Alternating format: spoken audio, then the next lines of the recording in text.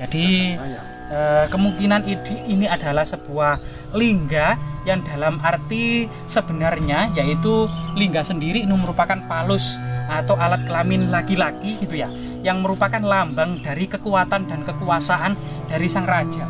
Lingga sendiri dipuja dalam bentuk sebagai kesuburan lingga sendiri. Nah, karena lingga sebagai manifestasi sebuah alat kelamin yang berdiri tegak gitu ya. Ini diduga memang ini merupakan bagian dari lambang kesuburan serta kekuatan dan kekuasaan Raja Majapahit. Nah, di sini umpak-umpak yang cukup banyak, termasuk kemudian di sini kita bisa mengintip ya di bawah ini ya. Nah, di sini itu ada balok-balok batu candi. Guys, jangan lupa like, subscribe dan komen ya kan.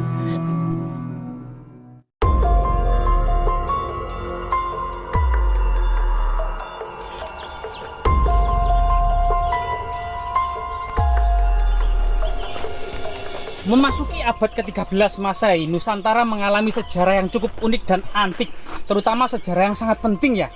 Mengingat pada abad ke-13 ini muncullah Kesultanan Islam Samudra Pasai di ujung Sumatera dan kejayaan Majapahit bersinar di Jawa Timur, tepatnya di Mojokerto. Artinya wilayah Mojokerto ini penuh dengan kejayaan Majapahit. Mojokerto full of Majapahit greatness. Lah kali ini kita coba menelisik jejak-jejak peradaban di lereng-lereng gunung, di lembah-lembah, di sawah-sawah. Terutama di sini kita mendapati kebun pisang. Memang penelitian pisang itu dikembangkan secara luas itu di Hawaii ya. Hawaii saat ini memang penghasil pisang, nanas. Nah, ini Hawaii. Nah, sebenarnya kesempatan bagi Mojokerto ini adalah alpukat. Alpukat mentega varietas baru yang konon katanya buahnya sebesar semangka. Ini merupakan sesuatu peluang ya bagi para petani kita kan ya gitu. Itu kemudian nenek moyang kita sampai Madagaskar di sana itu bisa hidup dan memberikan pelajaran bagi suku-suku Afrika untuk bertahan hidup dengan membawa tanaman pisang. Bonggol pisang, anakan pisang, kemudian umbi-umbian semacam tales gitu ya. Tales dan umbi-umbian ini dibawa oleh pelayar-pelayar Polinesia. Para pelayar-pelayar Sriwijaya itu menuju Madagaskar. Di sana mengembangkan pertanian sampai merambah ke Afrika Timur. Jadi mengajari suku Bantu dari Afrika itu ya untuk membuat ini, mengajari tentang tanaman pisang dan umbi-umbian sebagai alternatif mengatasi kelaparan di Afrika. Awal Masehi itu Nusantara memiliki kemaharajaan yang sangat besar, itu yang kurang diekspos adalah Funan. Funan itu merupakan sebuah kerajaan Melayu Polinesia yang merupakan puncak dari peradaban perunggu di muara Sungai Mekong ya, saat ini Kamboja. Itu pernah menaungi kepulauan Nusantara pada abad ke-1. Disitulah kemudian perkembangan agama Hindu dan Buddha mulai bersemi di kepulauan Nusantara. Tapi kemudian peluang Selat Malaka sebagai jalur globalisasi pelayaran samudra pada abad ke-7 gitu ya. Seiring kemudian berjayanya dinasti Umayyad di barat dan kemudian dinasti Tang di Tiongkok, ini terjadi pelayaran yang sangat besar, pelayaran dan perdagangan internasional pada abad ke-7. Ini kemudian diambil alih oleh Sriwijaya. Sriwijaya memanfaatkan peluang pelayaran samudra yang ada di Malaka ini untuk mengalihkan dari Funan kemudian di lembah Sungai Mekong itu kemudian beralih ke dekat dengan Selat Malaka, yaitu di muara Sungai Musi Palembang dan di muara Sungai Batanghari Jambi. Disinilah kemudian awal-awal seminya Sriwijaya benar-benar mengambil peluang dari perdagangan samudra. Sehingga kemudian pada masa ketika Jawa itu kemudian awalnya adalah di bawah pengaruh Sriwijaya, kemudian dalam dinasti Sailendra itu ya, itu kemudian di pedalaman memang pesisir utara, tapi waktu itu disupport Sriwijaya gitu ya. Tapi kemudian pada masa-masa tertentu terjadi perang antara Jawa dan Sriwijaya. Sehingga kemudian Empu Sendok mengambil peluang dari perdagangan internasional ini untuk mengakses Jawa Timur, yaitu lembah Sungai Berantas yang dekat dengan pelabuhan Ujung Galuh dan dekat dengan pelabuhan sepanjang Sungai Berantas dan Bengawan Solo. Layaran perdagangan samudra gitu ya, yang kemudian diambil peluangnya oleh Empu Sendok di Jawa Timur ini.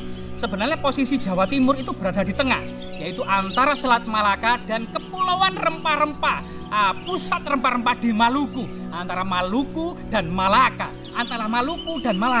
Entah suatu sebab apa nama kedua negara ini gitu ya begitu mirip, yaitu Malaka, Maluku. Maluku, Malaka. Maluku merupakan pusat dari apa namanya gunung-gunungnya itu merupakan cengkeh, gunung-gunungnya itu merupakan palah, yaitu tanaman yang biji-bijian kecil mungil, tetapi harganya itu ya melebihi harga emas di pasaran Eropa dan Timur Tengah.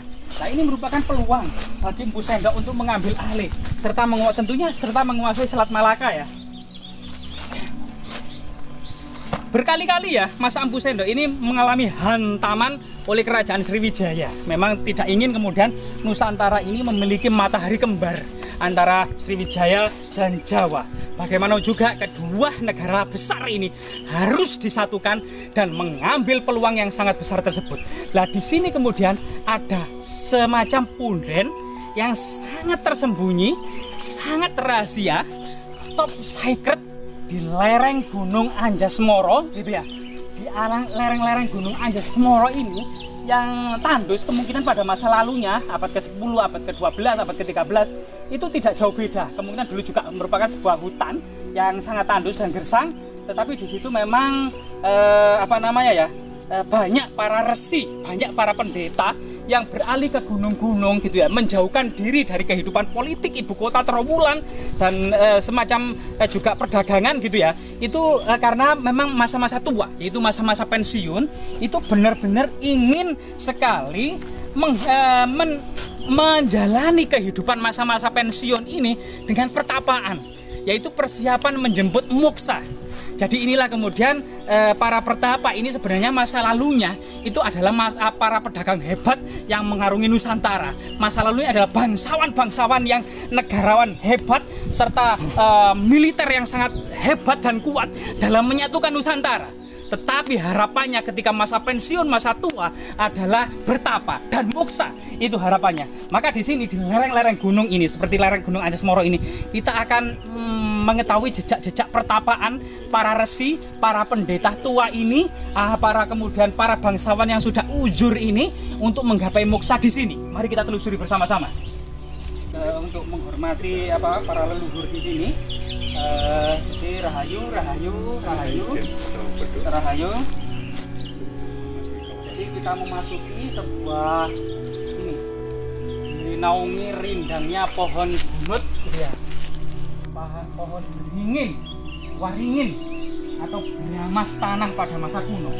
Nah, di sini ada jejak-jejak peninggalan yang sangat penting sekali. Jadi di sini ada peninggalan historis yang sangat-sangat penting dan sangat misterius ya, jauh dari manapun ini, sangat jauh. Coba kita ritual dulu.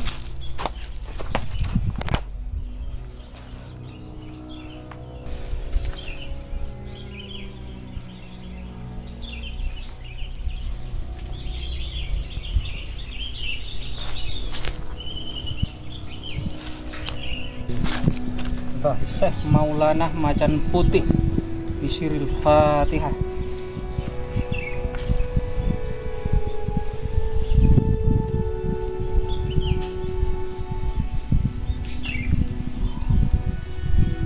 Ya, punden yang sangat keramat ini menurut cerita tutur masyarakat ini merupakan sosok wali pada masa kuno ya. Kemungkinan juga pada masa Majapahit jika dilihat dari jejak-jejak artefaktual yang sangat penting di sini. Masyarakat menamai kemudian Mbah Maulana Macan Putih. Sini ternyata begitu banyak artefak-artefak yang sangat penting. Nah, seperti batu petir ini. Nah, ini kita di punden di bawah pohon raksasa ini kita menemukan semacam seperti kue apem gitu ya. Ini diduga memang batu petir ya. Batu petir ini atau pusaka batu petir ini memang warnanya itu semacam pancawarna gitu ya. Ada yang warna hitam, kuning, putih, merah, jingga, banyak warnanya. Nah, diduga ini merupakan batu petir peninggalan leluhur kita. Entah fungsinya pada masa kuno itu seperti apa ya. Memang Mbak, jadi kita tadi kurang sopan mengambil nyaknyuk gitu ya. Nah, mengambil kita tetap diletakkan di sini seperti posisi sedia kala gitu ya, Mbak. Permisi Mbak, jadi kita tadi sempat kurang sopan mengambil batu petir di situ. Tapi kita lihat bahwasanya di sini memang selain batu petir itu batu bata kuno yang cukup lebar dan besar. batu bata kuno. Artinya dengan ketebalan sekitar 2,5 cm ini, 2,5 cm ini menandakan ini merupakan peninggalan kerajaan Majapahit. Yang berbeda dengan abad ke-10 dan ke-11, batu bata itu cukup tebal, sekitar 3 cm sampai 4 cm. Ini sekitar 2,5 cm atau sampai 3 cm ini sekitar yaitu masa-masa kerajaan Majapahit. Selain kemudian batu bata petir, batu petir gitu ya. Nah, di sini ada batu yang cukup unik. Mbak, permisi Mbak, nuwun sewu Mbak. Jadi kita coba bersihkan batu yang cukup unik ini ya. Jadi ini semacam batu yang sangat misterius gitu ya. Sangat misterius sekali. Jadi kemungkinan ini adalah sebuah lingga yang dalam arti sebenarnya yaitu lingga sendiri ini merupakan palus atau alat kelamin laki-laki gitu ya, yang merupakan lambang dari kekuatan dan kekuasaan dari sang raja. Lingga sendiri dipuja dalam bentuk sebagai kesuburan lingga sendiri, karena lingga sebagai manifestasi sebuah alat kelamin yang berdiri tegak gitu ya. Ini diduga memang ini merupakan bagian dari lambang kesuburan serta kekuatan dan kekuasaan Raja Majapahit. Di sini kita akan menemukan sebuah batu yang ujungnya ini persis menyerupai kemudian ujung dari alat kemaluan laki-laki gitu ya. Selain itu, artefaktual yang sangat penting itu ya adalah beberapa altar pemujaan. Artinya diduga di sini dahulu juga ada semacam punden berundak-undak. Nah, di sini ada umpak batu yang cukup besar ya. Umpak batu yang cukup besar dengan kolom itu sekitar ini, kolomnya ini sekitar 20 cm ya. 15 sampai 20 cm. Artinya kolom sebesar ini itu merupakan landasan dari tiang kayu yang sangat besar. Diduga ini merupakan umpak yang menopang pendapa atau mandapa yang cukup besar. Kemungkinan umpak-umpak seperti ini ada beberapa. Nah, di sini ada umpak yang lebih kecil. Artinya bangunan di sini tidak hanya satu, melainkan bangunan di sini cukup banyak dengan variasi bentuknya. Sehingga kemudian berbagai macam bangunan ini menurut Empu Prapanca menambah semaraknya sebuah berbagai macam bangunan. Nah, di sini umpak-umpak yang cukup banyak, termasuk kemudian di sini kita bisa mengintip ya di bawah ini ya. Nah, di sini itu ada balok-balok batu candi. Nah, balok-balok batu candi yang menopang meja batu atau dolmen gitu ya. Artinya memang tradisi persajian pada masa kuno itu terus dilestarikan karena ini peninggalan dari peradaban Kabuyutan, kemudian Karesian ya, merupakan sebuah meja atau altar persajian pada masa Kabuyutan yang kemudian dilestarikan terus pada masa Majapahit, yang kemudian pada masa peradaban kuno gitu ya. Nah, di sini memang artefak-artefak yang sangat penting yang membutuhkan perawatan ekstra karena banyaknya umpak-umpak batu serta balok-balok batu candi. Nah, di sini ada yang unik ya, semacam pusaka di sini. Nah, ini semacam besi pusaka yang menancap gitu ya. Nah, ini lihat karatan-karatannya itu ya. Nah, di sini ada pusaka yang menancap dalam tanah ini yang auranya cukup kuat sekali. Di sini semacam besi, semacam pedang raksasa. Apakah ini pusaka Arya Kamandanu atau pusaka Mahapati Gajah Mada? Kita juga tidak tahu ya dalam menaklukkan Nusantara. Tapi di sisi yang lain ini memang seperti semacam lingga, lambang kekuatan dan kekuasaan. Tapi memang di sini ada simbol aneh ya, semacam angka 9 atau sana, apa? 9 atau sanga ya, 9. Sanga ya, artinya sanga itu bahasa Sanskertanya asta ya, Mas ya. Asta. Nah, ini sanga karena angka 9 Jawa kuno itu merupakan angka yang cukup sakral ya, yang kemudian itu berlanjut pada masa Islam ya, Wali Songo dan lain sebagainya ini. Nah, coba kita bersihkan lubang batu ini yang sangat keramat. Nah, semoga kemudian di dalamnya ini tetap terus bersih gitu ya, bersih dan bisa dilestarikan. Ya, di sini ada lumpang. Lumpang ini memang bukan lumpang yang cukup besar untuk menghaluskan sebuah biji-bijian atau rempah-rempah atau dedaunan, melainkan ini lumpang dalam artian sakral ya, yang berada di depan bangunan suci yang disucikan.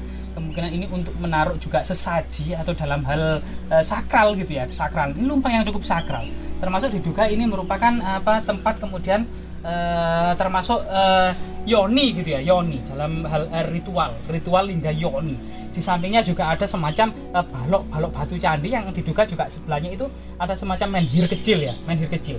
Nah, di bawah naungan pohon bunut raksasa ini ya. Jadi sekarang ini pada puncak musim kemarau ini pohon bunut ini berbuah lebat. Nah, warnanya itu kemerah-merahan, kekuning-kuningan yang sangat indah. Memang pada masa lalu gitu ya, pemukiman-pemukiman, balai desa, istana-istana itu senantiasa banyak pohon-pohon raksasa, terutama pohon beringin dan beringin ambulu. Pada masa kunonya ini disebut beringin ambulu. Nah, karena memang tropis ya, negara-negara tropis itu ini sangat beruntung dengan oksigen yang tebal, menyerap racun-racun dan CO2 di udara ini, sehingga menjadikan udara tetap sehat dengan banyak pohon-pohon rindang dan pohon-pohon besar seperti ini. Situs-situs yang sangat penting ini yang membutuhkan perhatian dari kita semuanya ini ya. Semoga tetap lestari dan menjadi bukti-bukti historis. Perlu adanya sebuah perawatan tentunya yang lebih kemudian safety ya. Nah, ini berada di selatan barat dari selatan barat. Tuh, dari selatan utara dari desa Kalikatir, Kecamatan Gondang, Kabupaten Mojokerto, Jawa Timur. Nah, diduga di sini dulunya memang ada sebuah bangunan suci yang kemudian ada sebuah asrama pertapaan, termasuk mandala Kadewa Guruan. Semoga kemudian tetap lestari ya, jas merah. Jangan sekali-kali melupakan sejarah.